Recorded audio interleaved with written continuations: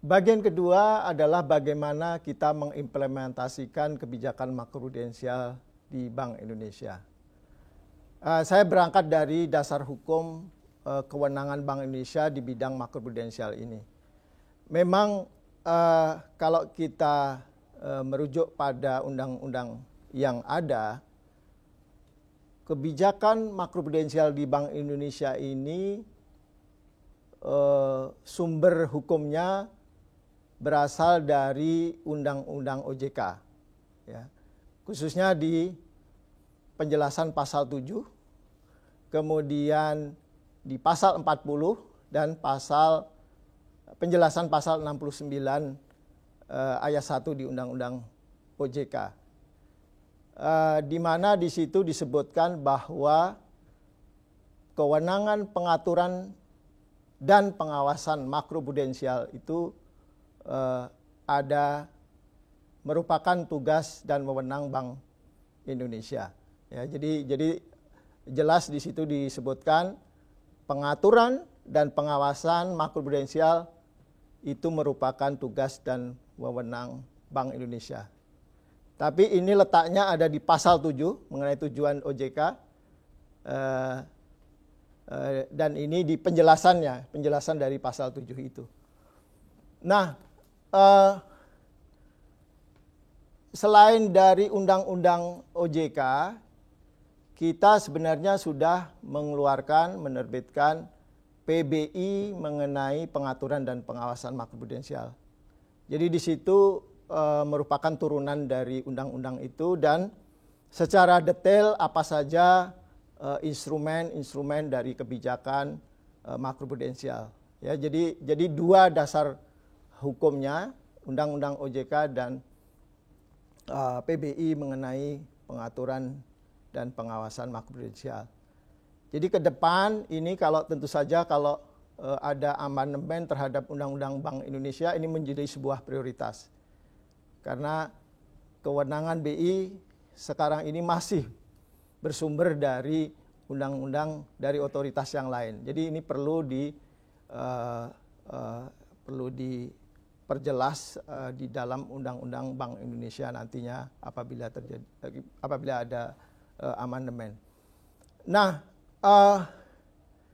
juga ada beberapa isu terkait dengan kewenangan ini. Sekarang ini masih terbatas pada bank, belum mencakup korporasi, rumah tangga dan sebagainya. Begitu juga di dalam akses terhadap data dan sebagainya. Yang penting, yang perlu bagi kebijakan makroprudensial. Ini kebijakan makroprudensial bagaimana kita lakukan. Jadi yang grafik itu sebenarnya itu adalah grafik siklus keuangannya. Ya. Begitu kita memiliki grafik ini, kita berada di posisi mana? Kalau kita berada di posisi yang kiri, berarti itu semua sedang over optimis gitu ya, leverage-nya tinggi dan sebagainya, sehingga itulah kita harus rem ya dengan kebijakan makroprudensial. Dari yang tinggi itu kita rem ke bawah ya, ke yang hijau. Sebaliknya kalau seperti kondisi yang sekarang ini, bank-bank sedang enggan memberikan kredit, bank-bank sedang risk averse, maka kita dorong supaya bank itu lebih berani memberikan kredit dengan instrumen-instrumen seperti pelonggaran REM, ya, deaktivasi CCYB dan pelonggaran LTV ya, seperti yang kemarin kita baru saja melonggarkan LTV sampai dengan 100%. Artinya kalau nasabah pinjam kredit dari bank maka DP-nya bisa 0%, ya. Bank bisa memberikan DP sebesar 0%. Ini adalah instrumen-instrumen kebijakan makroprudensial di Bank Indonesia. Ya. Mappingnya seperti ini.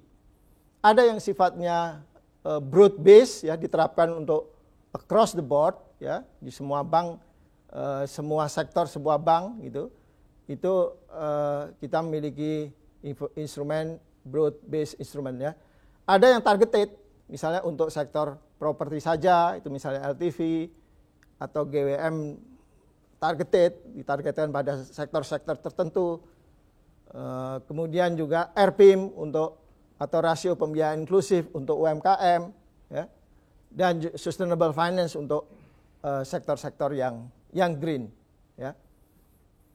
Nah, instrumennya yang broad based dan targeted ini juga dibagi, ada yang time varying, ya, dari time series tadi sifatnya REIM, PLM, CCYB, PDN, dan juga yang sifatnya cross section, ya, CCP, kemudian surcharge untuk domestic systemically important bank, DSIP, ya. Kemudian ada yang sifatnya memang untuk inklusi tadi, yaitu RPIM.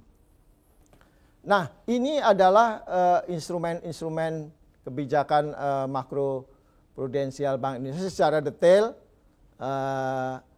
Ada RIM, ada PLM, LTV, CCYB, dan rasio UMKM. Barangkali ini bisa kita lihat, ya, RIM itu adalah sebenarnya rasio antara financing to funding ratio, ya, yang range-nya antara 84 sampai dengan 94. Ini adalah konsep balance credit growth, ya, balance financing growth, ya. Jadi di bawah 84 dan di atas 94, maka bank akan terkena disinsentif, terkena penalti dalam bentuk giro RIM, ya. PLM adalah penyangga likuiditas makroprudensial. Ini adalah buffer likuiditas sekarang ini sebesar 6% dari dana pihak ketiga. LTV, loan to value, ya, loan, rasio antara loan dengan nilai agunan dari properti pada saat pemberian kredit, ya. Semakin tinggi artinya semakin longgar, semakin besar nilai kreditnya terhadap nilai agunannya. Counter cyclical capital buffer, konsepnya sama, ya, pada saat ekonomi sedang lemah, sedang kontraksi, ya, ini kita longgarkan, 0 saat ini 0. Tapi nanti ketika ekonomi sedang boom, maka kita akan naikkan.